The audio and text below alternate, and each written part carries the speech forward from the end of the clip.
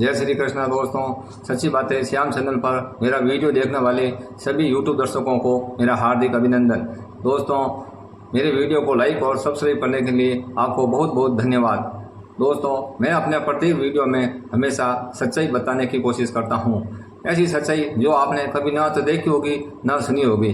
दोस्तों, आज के ज़माने में सच का साथ देने वाले बहुत कम होते हैं। झूठ का साथ देने वाले तो हज़ारों हो जाते हैं, लेकिन सच का साथ देने वाले बहुत कम होते हैं।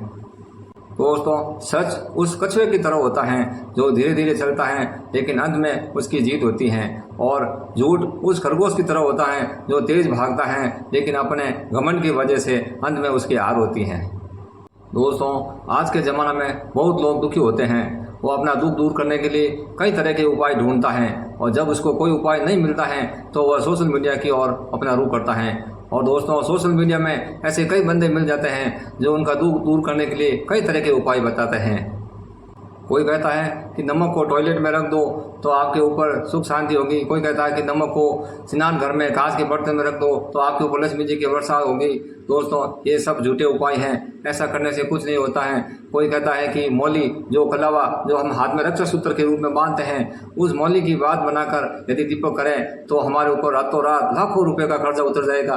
तो दोस्तों, ये सब झूठ है। जो मौली होती है, जो कलावा होता है, उसे हम रक्षा सूत्र के रूप में हाथ में बांधते हैं, और कभी पूजा करते हैं तो सर के ऊपर वो मौली का टुकड़ा रखते हैं जो कि पगड़ी का काम करता है। उस मौली को हम रुई की तरह बाती बनाकर दीपक में जलाएंगे तो कैसा फायदा होगा। दोस्तों, ऐसा कुछ नहीं होता है, ऐसे उपाय केवल भ्रमित करते हैं। कोई कहता है कि फिटकड़ी को ऐसा करो, कोई कहता है फिटकड़ी को घर के दरवाजे पर बांध दो, कोई कहता है कि गले के अंदर ये रख दो।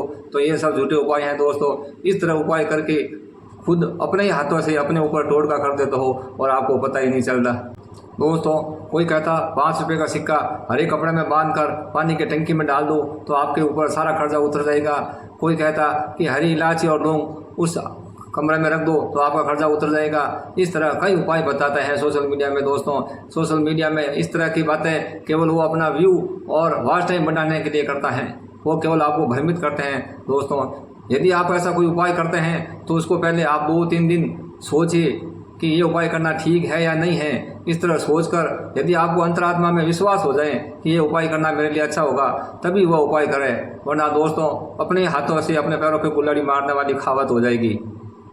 मेरे कहने का मतलब है दोस्तों, आप कभी भी किसी के ऊपर जल्दबाजी में भरोसा ना करें और कभी भी उतावलापन ना करें, क्योंकि आपकी एक जल्दबाजी, आपका एक उतावलापन आपके ऊपर और आपके पूरे परिवार के ऊपर भारी पड़ सकता है।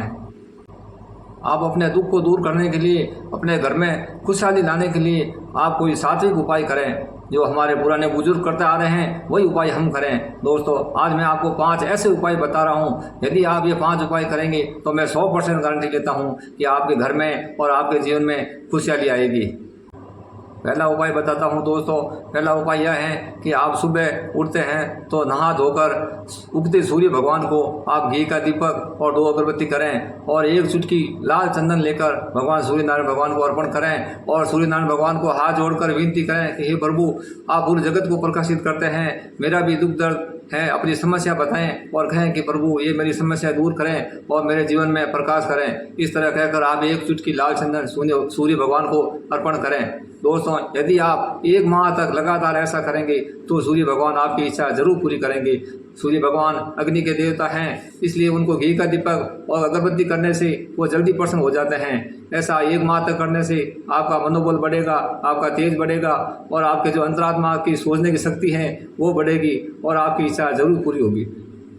दूसरा उपाय यह है दोस्तों कि जब हम अपने घर के बाहर कोई जानवर जैसे गाय या कुत्ता या कोई जानवर आता है तो हम उसे रोटी या कुछ खाने को देते हैं। यदि हम उसको 1 दिन रोटी देंगे तो दूसरे दिन वह उसी समय फिर से हमारे दरवाजे के बाहर आएगा और सोचेगा कि कल भी इन्होंने कुछ खाने को दिया है तो आज भी ये हमें कुछ खाने को देंगे। वह काफ़ी देर तक हमारे घर के बाहर खड़ा रहता है और हम उसे कुछ रोटी या कुछ खाने को नहीं देते हैं तो अपने मुंह से दरवाजे को खटखटाने की कोशिश करता है, हमें बुलाने की कोशिश करता है, फिर भी हम उसे कुछ खाने को नहीं देते हैं तो काफ़ी देर तक खड़ा होकर फिर वो चला जाता है। दोस्तों, वह जानवर हमारे ऊपर विश्वास करके हमारे दरवाजे के बाहर आता है तो हमें उसका विश्वास कभी नहीं तोड़ना चाहिए। हमें उन्हें रोजाना रोटी या कुछ खाने को देना चाहिए दोस्तों।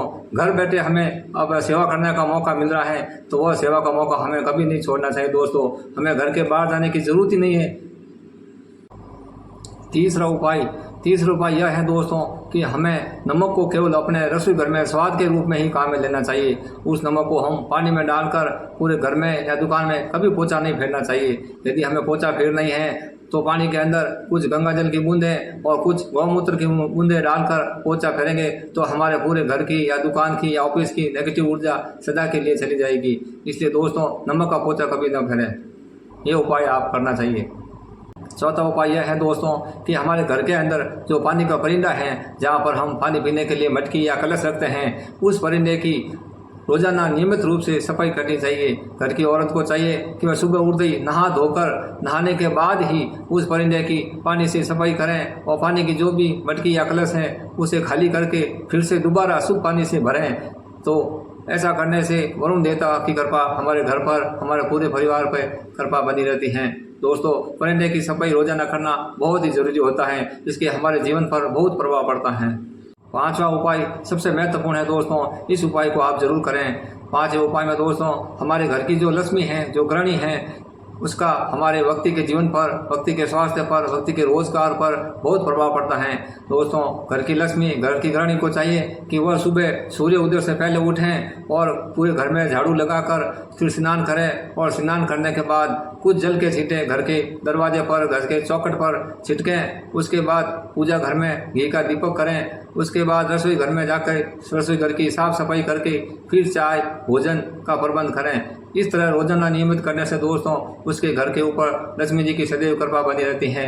यदि लक्ष्मी जी की हमारे ऊपर कृपा रहेगी तो हमारे घर में कोई चिंता का विषय होगा ही नहीं दोस्तों इस तरह ये पांचों उपाय आप जीवन में करिए और अपने जीवन को खुशहाल बनाइए।